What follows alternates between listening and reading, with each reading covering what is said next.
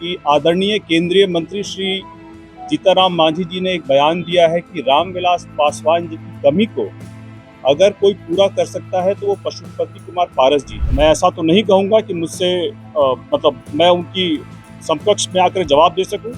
इसका जवाब तो उन्हीं को देना होगा कि आने वाले बिहार के चुनावों में जो प्रासंगिकता अभी चिराग पासवान जी की होगी, हाल के दिनों में आप पिछले 3 सालों में और अभी चुनावों में जिस तरह की क्षमता, जिस तरह का प्रतिभा और दलित समाज की आवाज को बनने को लेकर के पूरे बिहार के लोगों की आवाज को सशक्तिकरण से उठाने का काम जिस तरह से चिराग पासवान जी ने किया है, केंद्र में मंत्री रहते हुए भी ऐसी कोई भी पहल श्री जीतनराम मांझी जी के द्वारा नहीं की गई। पनोरमा ग्रुप, जो सोचता है वो करता है।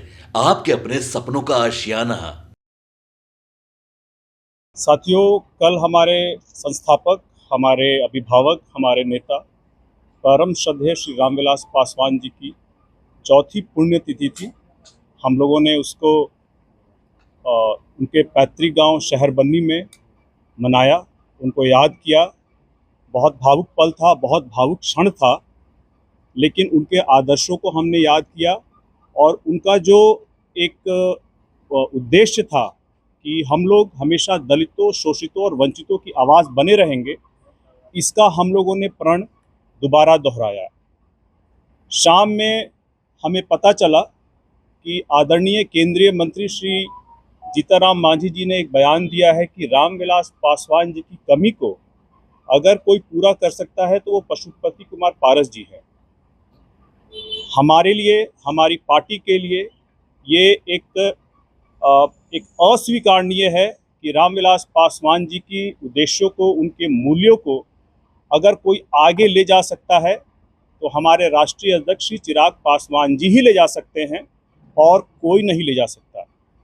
आप रामविलास पासवान जी के 5 दशकों के राजनीतिक अनुभव को देखें, समाज से जुड़ने की उनकी कला को देखें, आप वंचितों और शोषितों के आवाज़ उठाने की उनकी क्षमता को देखें, पार्टी और परिवार को एकजुट रखने की उनकी क्षमता को देखें, पार्टी के विस्तार को लेकर के जैसे बिहार के बाहर झारखंड, उत्तर प्रदेश और अन्य जगहों पे उन्होंने जिस तरह से पार्टी का विस्तार किया है उसको देखें।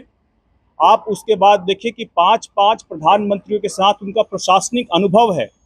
ऐसे में माननीय केंद्रीय मंत्री श्री जीतनराम मांझी जी का ये कहना कि उनकी कमी सिर्फ पशुपति कुमार पारस जी ले जा सकते हैं, ये हमारे लिए स्वीकार्य नहीं है और उनमें ऐसा कोई गुण नहीं है जो इस बात को हम लोग तवज्जो दें। हमारा मानना है, हमारी पार्टी के वर्कर्स का मानना है, हमारे पदाधिकारियों का मानना है कि रामविलास पासवान जी को की जो राजनीतिक विरासत है, जो उनकी कमी है, जो देश में एक दलित नेता की जो कमी है, उसको पूरा करने में अगर कोई सक्षम है तो वो सिर्फ हमारे राष्ट्रीय अध्यक्ष और केंद्रीय मंत्री श्री चिराग पासवान जी ही इसके लिए, उनमें वो क्षमता है, उनमें वो प्रतिभा है और धीरे धीरे वो अपने पिता की तरह अनुभव भी ज्ञात करते जा रहे हैं।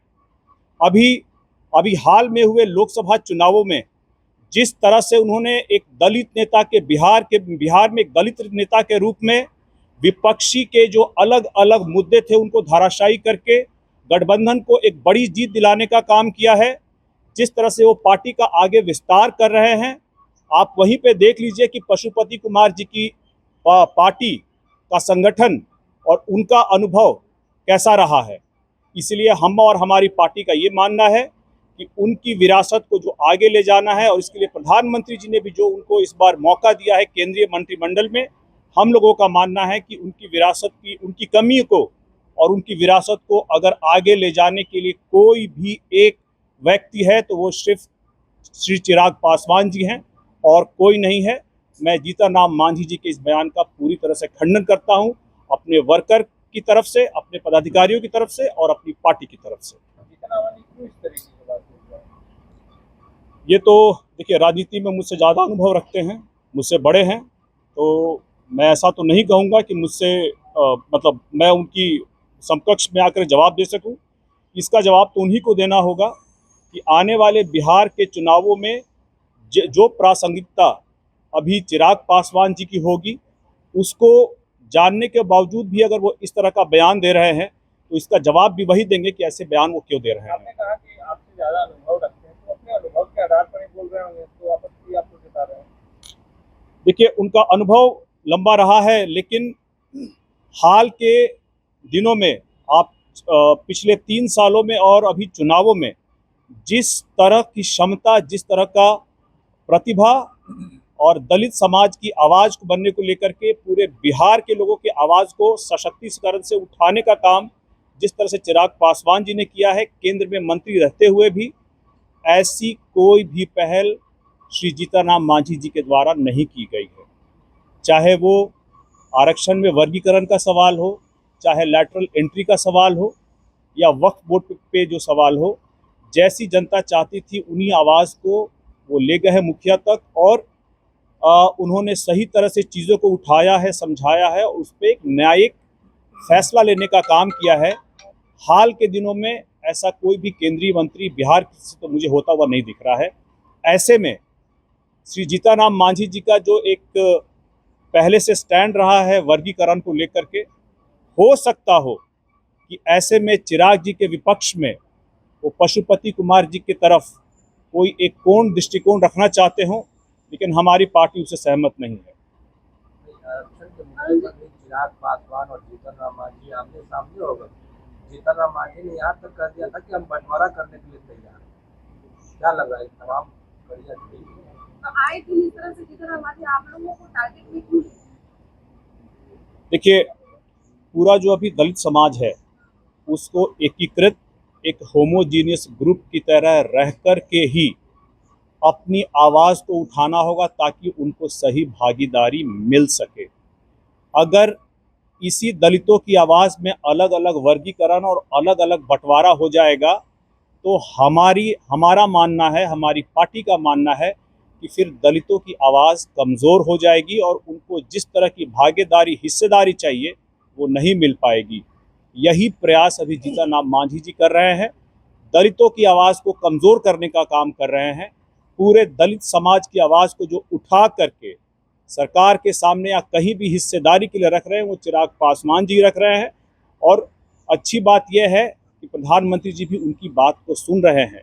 ऐसे में एक दलित नेता होने के नाते श्री जीतनराम मांझी जी को चाहिए कि पूरे दलित समाज के बारे में बात करें, सिर्फ एक वर्ग की बात ना करें। पनोरमा ग्रुप, जो सोचता है वो करता है।